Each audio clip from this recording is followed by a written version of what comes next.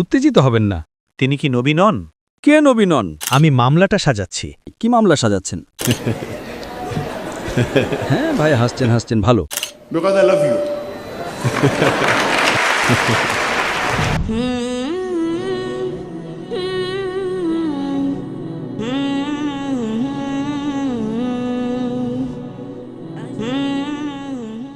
আমি সর্বদা এই সুযোগটির জন্য আকাঙ্ক্ষিত ছিলাম, কারণ আমি সাধারণত আপনাকে ইউটিউবে অনুসরণ করি।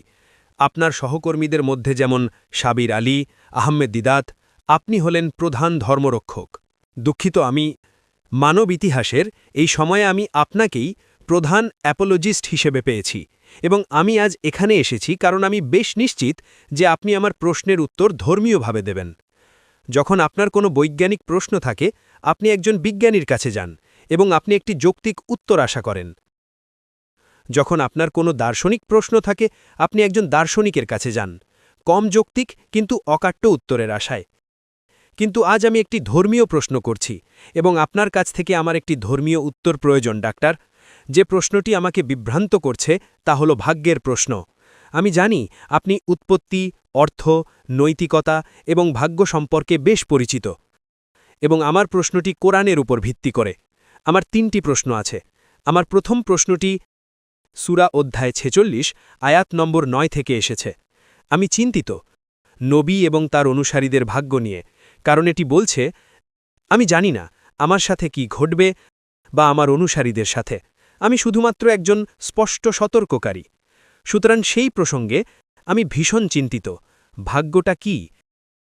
ভাই, জি স্যার। আপনি কি একটু ধীরে কথা বলতে পারেন? মানে গতিটা দ্রুত। জি স্যার। ঠিক আছে, উত্তেজিত হবেন না। ও ধন্যবাদ স্যার। উত্তেজিত হবেন না। আপনি কি প্রশ্নটা পুনরায় বলতে পারেন? আমি শুনেছি যে আপনি বলেছেন যে দার্শনিকের মতো হতে। আমি ওটা শুনেছি। আপনি বললেন কোরআন বলছে সূরা 40 আমি শুনেছি, ওটা কি 40? 46 আয়াত নম্বর 9। আয়াত নম্বর 9। আয়াত নম্বর 9 এটা কি বলে? এটা বলে যে নবী, তিনি জানেন না তার সাথে কি ঘটবে বা তার অনুসারীদের। তিনি শুধুমাত্র একজন সতর্ককারী। ঠিক, তিনি শুধুমাত্র একজন সতর্ককারী। আমার প্রশ্ন এখন সেখান থেকেই উদ্ভূত। ভাগ্য কি? নবী এবং তার অনুসারীদের? ভাই প্রশ্নটি জিজ্ঞেস করেছেন, তিনি সূরা আহকাফ অধ্যায় 46 আয়াত নম্বর 9 উদ্ধৃত করছেন। আমি শুধু যাচাই করছি তার অনুবাদ সঠিক কিনা। মাঝে মধ্যে মানুষ ভুল অনুবাদ করে। 46:9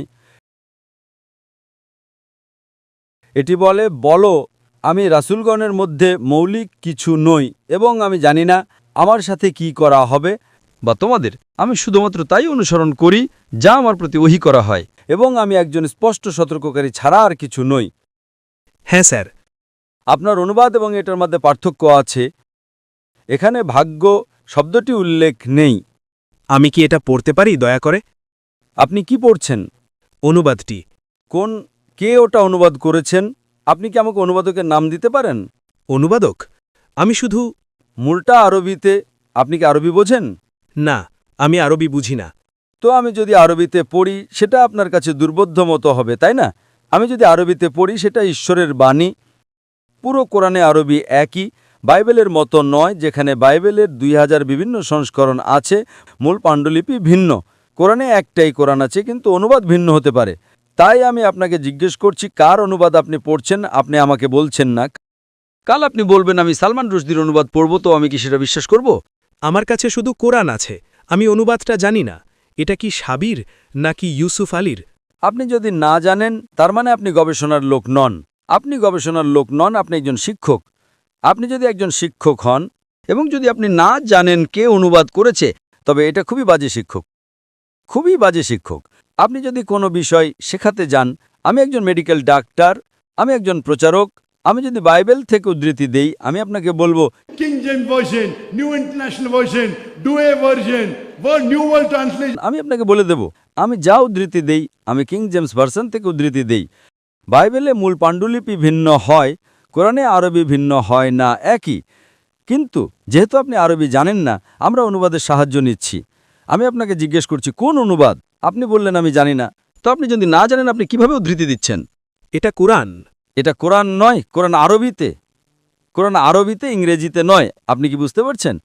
তো আপনি যদি কোনো অনুবাদ পান একজন অনুবাদকের যিনি সত্য নন, উদাহরণস্বরূপ আপনি বললেন আমি ডব্লিউ সেলের অনুবাদ করতে চাই, এখন সেল একজন খুবই অকাজের অনুবাদক। আপনি বুঝতে পারছেন তো? এই অনুবাদকরা কোরআনের ভুল অনুবাদ করেছে, আপনি বুঝতে পারছেন তো? আপনি যদি একটা ভুল অনুবাদ পান এবং মানুষকে বিভ্রান্ত করার চেষ্টা করেন তবে আপনার ক্ষমা চাওয়া উচিত। তাই আপনি যদি অনুবাদকের নাম না জানেন তার মানে আপনার গবেষণা খুবই দুর্বল। আমি যার কথা উল্লেখ করছি তিনি হলেন আব্দুল্লাহ ইউসুফ আলী। আপনি কি বুঝতে পারছেন? বুঝতে পারছি, আমি এখানে যা উদ্ধৃতি দিয়েছি তা হলো আব্দুল্লাহ ইউসুফ আলী। আপনি কি বুঝতে পারছেন? বুঝতে পারছি। আপনি কোন অনুবাদকের উদ্ধৃতি দিচ্ছেন আপনি জানেন না, তাই আপনি বাড়ি যান এবং আপনার গবেষণা করেন। তাই শুধু আমি অনুবাদটা পড়ব, এটা নির্ভরযোগ্য অনুবাদ। বলুন স্যার। বলো, আমি রাসূলগণের মধ্যে নতুন কিছু নই এবং আমি জানি না আমার সাথে কি করা হবে। তার মানে তিনি জানেন না ভবিষ্যতে কি ঘটবে, ভাগ্য নয়। আমি শুধুমাত্র তাই অনুসরণ করি যা আমার প্রতি ওহী করা হয়। ঈশ্বর যা বলেছেন আমি তাই অনুসরণ করছি। ঈশ্বর যা বলেছেন আমি তাই অনুসরণ করছি এবং আমি একজন স্পষ্ট সতর্ককারী ছাড়া আর কিছু নই। এ আয়াতে কোনো সমস্যা নেই, তো এ আয়াতে সমস্যাটা কি? সমস্যাটা হলো দোদুল্যমানতা। নবী দোটানায় আছেন, তিনি অস্থির হয়ে পড়ছেন এবং বুঝতে পারছেন না তার সাথে কি ঘটবে। কোনো মানুষই জানে না। কোনো মানুষ নয়, এমনকি যীশুখ্রিস্টও জানেন না। এটা গসপেলে উল্লেখ আছে, বাইবেলে। কোনো মানুষ সেই প্রহরের সম্পর্কে জানে না, এমনকি ফেরেশতারাও না, এমনকি মানবপুত্রও না, ঈশ্বর ছাড়া। তো তার মানে যীশুখ্রিস্ট আলাইহিসসালাম তিনি কি একজন প্রতারক? না। যীশুখ্রিস্ট আলাইহিসসালাম বলেন যে আমি ভবিষ্যৎ জানি না। আপনি কি করবেন? আপনি কি করবেন? Stop. Boom. See? যীশুখ্রিস্ট আলাইহিসসালাম বাইবেলে বলেন আমি জানি না। এবং একজন মানুষ সবকিছু জানতে পারে না। কিছু জিনিস আপনি জানেন, কিছু জিনিস জানেন না।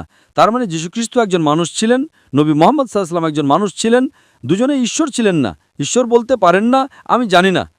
তো এটা নবী মুহাম্মদ বলছেন। ঠিক, প্রত্যেক মানুষ বলতে পারে না যে না আমি সবকিছু জানি। সে একজন বোকা, সে মানুষকে ধোঁকা দিচ্ছে। এবং নবী মুহাম্মদ সাল্লাল্লাহু আলাইহি সাল্লাম, নবী মুহাম্মদ সাল্লাল্লাহু আলাইহি ওয়াসাল্লাম ওটা বলেছেন, নবী যিশু বাইবেলে বলেছেন। সমস্যাটা কি যদি তারা না জানে? তারা মানুষ। একজন মানুষকে ভবিষ্যৎ জানতে হবে না। সমস্যা, আপনি কি আমাকে বলতে পারেন কোনো মানুষ সবকিছু জানে? না। তার মানে আপনি বৈজ্ঞানিক নন, আপনি যৌক্তিক নন, আপনি বাইবেল জানেন না, আপনি কোরআন জানেন না। আপনি এখন কি করবেন? তিনি কি নবী নন? দুঃখিত, তিনি কি নবী নন? কে নবী নন? নবী সবকিছু জানেন না। এখানে পরিষ্কারভাবে উল্লেখ আছে আমি শুধুমাত্র তাই অনুসরণ করি যে আমার প্রতি ওহী করা হয়। নবী শুধুমাত্র সেই বিষয়গুলো জানেন যে সর্বশক্তিমান ঈশ্বর প্রকাশ করেন। সুতরাং এমন কিছু জ্ঞান আছে যা কোনো মানুষ জানে না, কিন্তু সর্বশক্তিমান ঈশ্বর একজন নবীকে বলেন, নবী মুহাম্মদ সাল্লাল্লাহু আলাইহি সাল্লাম কিংবা নবী, তো সেই জ্ঞান যা ভাই, আমি আপনার সাথে কথা বলছি, আমি আপনাকে উত্তর দিচ্ছি আর আপনি নিচের দিকে তাকাচ্ছেন আমি শুনছি স্যার। এবং আপনি অন্য কিছু পড়ছেন। না না না, শুধু কোরআন। আমি কোরআনের দিকে তাকাচ্ছিলাম স্যার। না, তবে আমার দিকে তাকান, আমি উত্তর দিচ্ছি। আমি মনোযোগ দিয়ে শুনছি স্যার। দুটি কাজ একসাথে করতে পারেন না। দুঃখিত স্যার, সমস্যা নেই। তো সর্বশক্তিমান ঈশ্বর, রাসূলগণ হলেন সর্বশক্তিমান ঈশ্বরের মনোনীত মানুষ। মনোনীত মানে তারা অসাধারণ, তারা মানুষ, তাদের মানবিক গুণাবলী আছে, কিন্তু তারা অসাধারণ। সর্বশক্তিমান ঈশ্বর তাদের সাথে কথা বলেন। তো যদি সর্বশক্তিমান ঈশ্বর কোনো রাসূলকে কোনো জ্ঞান দেন তার কাছে সেটা থাকে। তার কাছে সব জ্ঞান নেই, সব জ্ঞান শুধুমাত্র ঈশ্বরের আছে। পৃথিবীর কোনো মানুষের সব জ্ঞান নেই, এমনকি যীশুখ্রিস্ট আলাইহিস সালাম, এমনকি মুহাম্মদ সাল্লাল্লাহু আলাইহি সাল্লাম তারও না।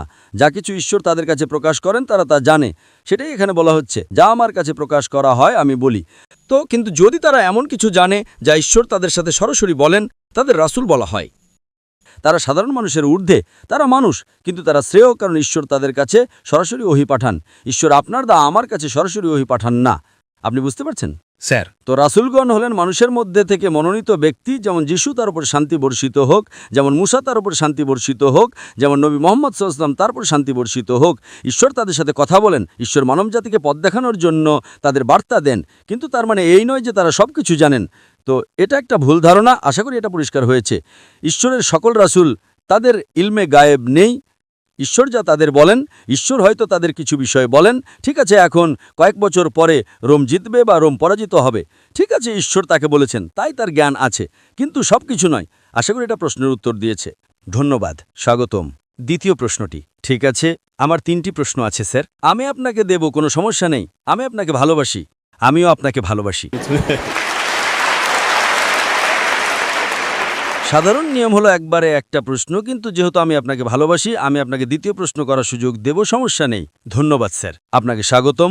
আমাকে উদ্ধৃতি দেওয়ার অনুমতি দিন, তবে কোরআন থেকে উদ্ধৃতি দেওয়ার মতো আমি কোনো বিশেষজ্ঞ নই। আমি অনেকবার শুনেছি যখন আপনি উত্তর পাওয়ার চেষ্টা করেন খ্রিস্টানদের কাছ থেকে যীশুখ্রিস্টের ঈশ্বরত্ব সম্পর্কে, আপনি সবসময় বলেন যে আপনি এমনকি প্রতিজ্ঞা করেন যে যদি কোনো খ্রিস্টান আপনাকে একটিও স্পষ্ট বাক্য দিতে পারে, অস্পষ্ট নয় এমন, অস্পষ্ট নয় এমন, একদম স্বচ্ছ, আপনি বলেন আপনি খ্রিস্টান হয়ে যাবেন। আমাকেও একই মানদণ্ড ব্যবহার করার অনুমতি দিন, ঠিক সেই হুবহু শব্দের মানদণ্ড যা আপনি সাধারণত খ্রিস্টানদের জিজ্ঞেস করেন। ড জাকির নায়েক, দয়া করে আমাকে কোরআন থেকে দেখান ঠিক এই শব্দগুলো যেখানে যীশু আলাইহিসসালাম বলেছেন আমি একজন নবী, আমি শুধুই একজন নবী, আমার ইবাদত করো না। কোরআন থেকে একটি স্পষ্ট বা দ্ব্যর্থহীন উক্তি। ঠিক আছে, কোরআনের সূরা ইমরান অধ্যায় 3 আয়াত 49 উল্লেখ আছে, যিশু আলাইহিসসালাম রাসূল হিসেবে প্রেরিত হয়েছিলেন বনি ইসরায়েলদের জন্য। It's mentioned in Surah Saf, chapter number 61, verse number 6. যে আমি বনি ইসরায়েলদের জন্য রাসূল হিসেবে প্রেরিত হয়েছি। প্রথম অংশ আমি শেষ করেছি, দ্বিতীয় অংশ বলো যে আমার ইবাদত করো না। ঠিক আছে, সেটাও আছে। It is mentioned in Surah Ma'idah, chapter number 5, verse number 73. لَقَدْ كَفَرَ الَّذِينَ قَالُوا إِنَّ اللَّهُ هُوَ الْمَسِيحُ ابْنُ مريم. তারা কুফরি করছে, তারা ধর্মদ্রোহিতা করছে, যারা বলে মরিয়ম পুত্র যিশুই আলাইহিসসালাম আল্লাহ। وقال المسيح কিন্তু খ্রিস্ট আলাইহিসসালাম বলেছেন اعبدوا الله worship Allah ربي وربكم. আল্লাহর ইবাদত করো, যিনি আমার প্রভু এবং তোমাদের প্রভু। إنه من يشرك بالله যে কেউ আল্লাহর সাথে শরিক করে فقد حرم عليه الجنة আল্লাহ তার জন্য জান্নাত হারাম করে দেবেন ومأواه النار وما للظالمين من أنصار. এবং আগুন হবে তার থাকার জায়গা এবং পরকালে তার কোনো সাহায্যকারী থাকবে না। আমি আপনার চ্যালেঞ্জ পূরণ করেছি, কিন্তু ভাই আপনাকে বলি, যদি কেউ বলে আমি একজন নবী, তবে এটা বলার দরকার নেই যে আমার ইবাদত করো না। আমি যদি বলি আমি একজন মানুষ, আমাকে বলতে হবে না যে আমার পূজা করো না। মানুষের গুণ তো খোদা হওয়া নাই, নবী মানেই তিনি খোদা নন। তাই এটা বলা বোকামি যে দেখো আমি একজন নবী, আমার ইবাদত করো না। আমি আপনার আবদার পূরণ করেছি। Because I love you. কিন্তু আপনার চ্যালেঞ্জটা অযৌক্তিক। আপনি যদি বলেন আমাকে যে কোনো জায়গায় দেখান যে তিনি বলছেন তিনি একজন নবী, ব্যাস শেষ। বুঝতে পারছেন তো?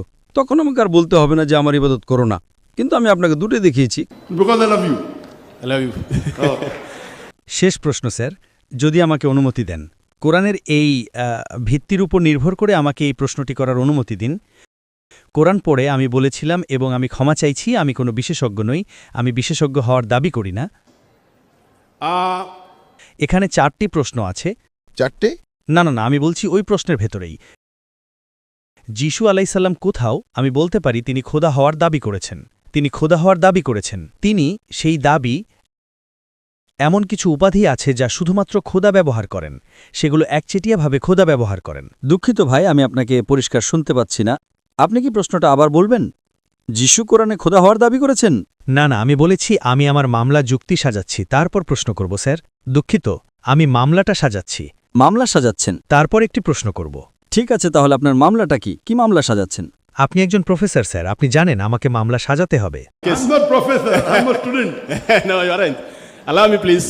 কোরআন কে আমাদের বিচারক? উদাহরণস্বরূপ প্রথম প্রশ্ন, কে আমাদের বিচারক? কোরআন বলে, কোরআন অধ্যায় 22 আমি জানি, আয়াত 6 বলে যে, আয়াত 56-57 আমি যদি ভুল উদ্ধৃতি দেই দয়া করে আমাকে জানাবেন। এটা বলে তিনি আমাদের বিচারক। এবং তারপর আমাদের খ্রিস্টান শিক্ষায় যিশু আলাইসাল্লাম দাবি করেন যে তিনিই বিচারক, ম্যাথিউ 25:30-31। দ্বিতীয়টি, আল্লাহ আরেকটি নাম ব্যবহার করেন, তা হল সত্য। সত্য কে? কোরআন অধ্যায় 22 আয়াত 6 বলে আল্লাহ হলেন সত্য। যিশু আলাইসাল্লামও জন 14:6 একই দাবি করেন যে তিনিই সত্য। তৃতীয়টি, কোরআন বলে কেউ ঈশ্বরের সাথে মহিমা ভাগ করতে পারে না, ঈশ্বর তার মহিমা কারো সাথে ভাগ করেন না। কোরআন 57, কোরআন অধ্যায় 57 আয়াত 1। আপনি কি তৃতীয় অংশটা আবার বলতে পারেন? এটা বলেছে যে ঈশ্বর তার মহিমা কারো সাথে ভাগ করেন না। ঈশ্বর তার মহিমা কারো সাথে ভাগ করেন না, এটা কোরআনে লেখা আছে অধ্যায় 57 আয়াত নম্বর 1। এটা বলে আকাশ এবং পৃথিবী ঈশ্বরের মহিমা ঘোষণা করে। আপনি যখন ঈশাই বইয়ের ৪২ অধ্যায় ৮ নম্বর আয়াত দেখেন, ইয়াহুয়ে বলেন তিনি তার মহিমা কারো সাথে ভাগ করেন না, কিন্তু যিশু আলাইসাল্লাম জন ১৭:৫-এ আসেন যে তিনি পিতার সাথে মহিমা ভাগ করছেন। চতুর্থটি, তারপর একটি প্রশ্ন করব, কে মৃতদের জীবিত করবে? এটা শুধুমাত্র আল্লাহই করেন। আপনি কি চতুর্থ প্রশ্নটা আবার বলতে পারেন? চতুর্থটি বলে কে মৃতদের জীবিত করে? কোরআন অধ্যায় ২২ আয়াত ৭, আল্লাহই একমাত্র যিনি এটা করেন, এবং তারপর যিশু আলাইসাল্লাম দাবি করেন তিনিও মৃতদের জীবিত করেন। জন বইয়ের অধ্যায় ৫, ২৫ থেকে ২৯-এ। এখন প্রশ্ন হল, একজন সাধারণ নবী কি এটা দাবি করতে পারেন? ভাই একটি প্রশ্ন করেছেন, 4টি বিষয় তিনি দাবি করেছেন কোরআন থেকে এবং উত্তর দিচ্ছেন বাইবেল থেকে। যদি আপনি কোরআন থেকে উদ্ধৃতি দিয়ে কোরআন থেকে উত্তর দেন তবে তার গুরুত্ব থাকে, কারণ আমি এবং মুসলমানরা বিশ্বাস করি কোরআন ঈশ্বরের বাণী। আমি বাইবেলকে ঈশ্বরের বাণী বলে বিশ্বাস করি না। বাইবেল শব্দটা মূল শব্দ এসেছে বিবলস থেকে। আমার মতে বাইবেল কি? আমি বাইবেলের একজন ছাত্র। বাইবেলে সর্বশক্তিমান ঈশ্বরের কিছু কথা আছে, নবীদের কথা আছে, ঐতিহাসিকদের কথা আছে, আবার পর্নোগ্রাফিও আছে। পর্নোগ্রাফি উদাহরণস্বরূপ, যদি আমাকে পাবলিকের সামনে ইজিকিয়া ২৪ অধ্যায় ২৪ আয়াত ২৪ পড়তে বলেন, এবং এমনকি যদি আপনি $1 মিলিয়ন দেন, যদি আপনি ডাক্তার জাকিরকে বলেন বাইবেল ২৪ অধ্যায় ২৪ আয়াত ২৪ পড়ো, আমি $1 মিলিয়ন দেব, Not shillings, huh? Million shilling, $1 million. সেটা ১২৯ মিলিয়ন কেনিয়ান শিলিংয়ের সমান। যদি আপনি সেটা আমাকে দেন, আমি পড়ব না। অন্যরা হয়তো আপনি পড়তে পারেন, আমি পারব না, কারণ এটা পর্নোগ্রাফি। আমি যদি বিশাল সমাবেশে পর্নোগ্রাফি পড়ি, আমি পাপী হব। আমি $1 মিলিয়ন নিয়ে পাপী হতে চাইব না। তাই বাইবেল একটা মিশ্রণ। না স্যার, যদিও কোরআন থেকে উদ্ধৃতি দিচ্ছেন যা ঈশ্বরের বাণী, এবং উত্তর দিচ্ছেন আমার একটা বই থেকে যাতে পর্নোগ্রাফির মিশ্রণ আছে। যাই হোক, আমি উত্তর দেব। যেহেতু আমি একজন ছাত্র, আমি উত্তর দেব। আপনার প্রথম প্রশ্ন, কোরআন বলছে আল্লাহ বিচারক। হ্যাঁ, তো যে কেউ বিচারক হলেই কি খোদা হয়ে যায়? কেনিয়াতে কতজন বিচারক আছেন? কেনিয়াতে কতজন বিচারক আছেন? অন্তত ১০০-২০০, ঠিক? তারা সবাই কি খোদা হয়ে যান? হ্যাঁ, কিছু তো আছে। আল্লাহ কি বলছেন? Maliki yawmiddin. বিচার দিবসের বিচারক, এবং যীশুখ্রিস্ট আলাইহিসসালাম বিচার দিবসের বিচারক নন। বিচারক, আমি যদি কোনো মামলা শুনি, যদি দুজন মানুষ মারামারি করে, আমি রাখি, আমি মাঝখানে হাসি এবং একটা রায় দিই, আমি বিচারক হয়ে যাই। আমি কি খোদা হয়ে যাই? ওটা আপনার বোকামির বোঝাপড়া। কতজন বিচারক? আপনি জানেন কেনিয়াতে কতজন বিচারক আছেন? অন্তত ৫০০ বিচারক, ঠিক না? অনেক আছে। অনেক মানে তারা সবাই খোদা হয়ে যায়? হ্যাঁ ভাই, হাসছেন, ভালো। এটা ভালো লক্ষণ। তার মানে আপনি আপনার ভুল বুঝতে পেরেছেন। প্রথম উত্তর দেওয়া হলো। দ্বিতীয় প্রশ্নে আপনি বললেন যে আল্লাহ হলেন সত্য। ঠিক আছে, 2 + 2 = 4। ভাই, আমি বলছি জাকির কি সত্যবাদী নাকি না? 2 + 2 = 4। আমি কি সত্যবাদী নাকি আমি মিথ্যে কথা বলছি? এটা সত্য। আমি কি খোদা? আপনি ঠিক। আমি কি খোদা হয়ে যাই? না। যাই হোক, আমি উত্তর দেব। আপনি যা উদ্ধৃতি দিচ্ছেন তা হল গসপেল অব জন অধ্যায় 14 আয়াত 6। আমি পথ, সত্য আর জীবন, আমার মাধ্যমে ছাড়া কেউ পিতার কাছে আসতে পারে না। আপনি কি প্রসঙ্গটা জানেন? আমাকে জানান। আপনি বললেন আপনি বাইবেলের একজন স্কলার, ঠিক? আমি বলি আমি একজন ছাত্র। না, বাইবেলের। হ্যাঁ। আপনি শিক্ষক না। ও, ওটার মধ্যে পার্থক্য আছে। শিক্ষক, একজন স্কলার, এবং হ্যাঁ। আপনি শিক্ষক না। হ্যাঁ। আপনি বাইবেলের শিক্ষক। না, আমি বলেছি আমি পেশায় একজন শিক্ষক, কিন্তু আমি বাইবেল শিক্ষার একজন ছাত্র। ঠিক আছে, কিন্তু আপনি বাইবেলের শিক্ষক হিসেবে জানেন। হ্যাঁ, আমি জানি স্যার। ও, আপনি বাইবেল শেখান এবং আপনি একজন ছাত্র। আপনি শিক্ষক এবং ছাত্র উভয়ই। ঠিক আছে। হ্যাঁ, আমি তাই। আপনি কি প্রসঙ্গটা জানেন?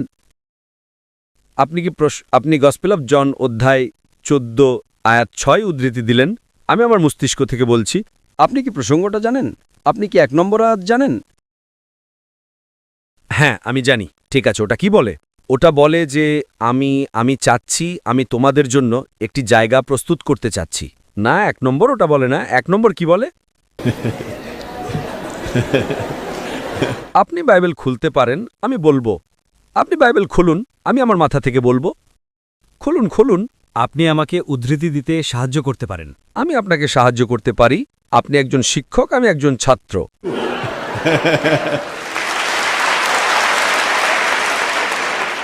না, মাঝে মধ্যে ছাত্র শিক্ষককে সাহায্য করে। প্রসঙ্গ জানতে হলে আপনাকে 1 নম্বর আয়াতে যেতে হবে। গসপেল অব জন অধ্যায় 14 আয়াত 1 বলে, যীশুখ্রিস্ট আলাইহিস সালাম বলেন, যদি তোমরা বিচলিত হও, বিচলিত হইও না। যদি তোমরা ঈশ্বরে বিশ্বাস করো, তবে আমাতেও বিশ্বাস করো। ওটা আয়াত 1। এটা চলতে থাকে। আমার পিতার বাড়িতে, সেখানে আমার পিতার প্রাসাদে অনেক কক্ষ আছে। যদি তা না হতো আমি তোমাদের বলতাম না। পরের আয়াত, আমি সেখানে যাই তোমাদের জন্য একটি স্থান প্রস্তুত করতে, কারণ আমি যেখানে যাই তোমরা জানো। Then Thomas comes. তারপর থমাস আসে, আয়াত 4। তোমরা জানো আমি কোথায় যাই। থমাস, আপনি থমাসকে চেনেন? হ্যাঁ, আমি তাকে চিনি। থমাস আয়াত 5 বলে, আমি জানি না তুমি কোথায় যাও, আমাকে পথ দেখাও। তখন যীশুখ্রিস্ট আলাইহিস সালাম বলেন, আয়াত 6, গসপেল অফ জন অধ্যায় 14, আমি পথ, সত্য এবং জীবন। কেউ আমার মাধ্যম ছাড়া পিতার কাছে আসতে পারে না। আমি এটার সাথে একমত। প্রতিটি নবী তার সময়ে তিনি ছিলেন পথ, সত্য এবং জীবন। ওই নবীর মাধ্যম ছাড়া কেউ ঈশ্বরের কাছে আসতে পারত না।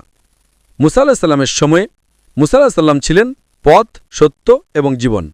মুসা আলাইহিস সালামের মাধ্যম ছাড়া কেউ ঈশ্বরের কাছে আসতে পারত না। যিশু আলাইহিস সালামের সময়ে আমরা 100% একমত, তিনি ছিলেন পথ, সত্য এবং জীবন। কেউ সর্বশক্তিমান ঈশ্বরের কাছে আসতে পারত না যীশুখ্রিস্ট আলাইহিস সালামের শিক্ষার পথ ছাড়া। আজ নবী মুহাম্মদ সাল্লাল্লাহু আলাইহি সাল্লামের সময়ে নবী মুহাম্মদ সাল্লাল্লাহু আলাইহি সাল্লাম হলেন পথ, সত্য এবং জীবন। মুহাম্মদ সাল্লাল্লাহু আলাইহি সাল্লামের শিক্ষার মাধ্যম ছাড়া কেউ সর্বশক্তিমান ঈশ্বরের কাছে আসতে পারে না। প্রতিটি রাসূল তার সময়ে তিনি ছিলেন পথ। সমস্যা কোথায়? What is the problem? তিনি কোথায় বলছেন আমি খোদা? সমস্যাটা কি? দ্বিতীয়টার উত্তর দেওয়া হলো। তৃতীয় উত্তর দেওয়া হয়েছে কি না? এমনকি আমি সত্য কথা বলি, তাই বলে কি আমি খোদা হয়ে যাই? না। প্রশ্ন নম্বর 3, কেউ ঈশ্বরের মহিমা ভাগ করতে পারে না। ঠিক, সত্য স্যার। কেউ ভাগ করতে পারে না যতক্ষণ না ঈশ্বর কাউকে দেন। যদি ঈশ্বর তার ক্ষমতা দেন, তার ক্ষমতার অংশবিশেষ, উদাহরণস্বরূপ মৃতকে জীবিত করা, ওটা পরের প্রশ্ন বা যাই হোক, ঈশ্বর অলৌকিক কাজ করেছেন। আপনারা জানেন মুসা আলাইহিস সালাম সাগর ভাগ করেছিলেন। কে করেছিলেন? মুসা আলাইহিস সালাম করেছিলেন। মুসা আলাইহিস সালাম সাগর ভাগ করেছিলেন। কে করেছিল? মুসা। তিনি শক্তিশালী ছিলেন? তার কি ঈশ্বরের ক্ষমতা ছিল? ঈশ্বর মুসা আলাইহিস সালামের মাধ্যমে একটি অলৌকিক কাজ করেছিলেন। আপনি কি বুঝতে পারছেন? আপনি বুঝতে পারছেন কি না? আমি বুঝতে পারছি স্যার। সাগর ভাগ করা। তাই যত অলৌকিক কাজ করা হয়েছিল তা নবী করেননি, তা করেছিলেন সর্বশক্তিমান ঈশ্বর। কোরআন সেটা বলে এবং বাইবেল সেটা বলে। তাই যত অলৌকিক কাজ করা হয়েছিল তা ঈশ্বরের দ্বারা রাসূলের মাধ্যমে করা হয়েছিল। ওটা আপনার 4টে প্রশ্নের উত্তর দেয়। এবং পঞ্চম প্রশ্ন, মৃতকে জীবিত করার। এবং যদি আপনি বলেন মৃতকে জীবিত করা তাকে খোদা বানায়, যীশুখ্রিস্ট আলাইহিস সালাম কি করেছিলেন? একটি মৃত মানুষকে জীবিত করেছিলেন। ঠিক, কোরআন সেটা বলে, বাইবেলও সেটা বলে। মুসা আলাইহিস সালাম কি করেছিলেন? তিনি একটি লাঠি ছুঁড়েছিলেন।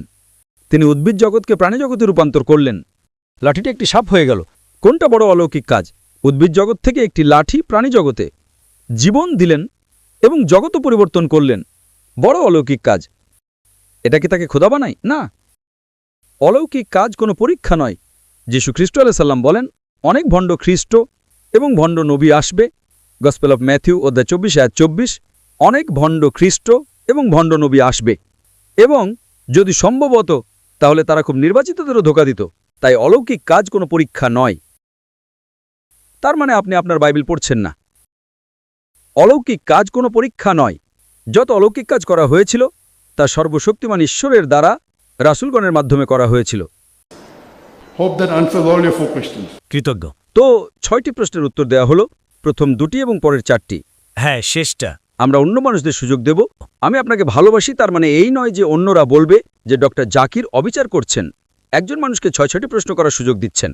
আমি আপনাকে ভালোবাসি, এটা আলাদা, কিন্তু তখন অন্যরা আমাকে দোষারোপ করা শুরু করবে।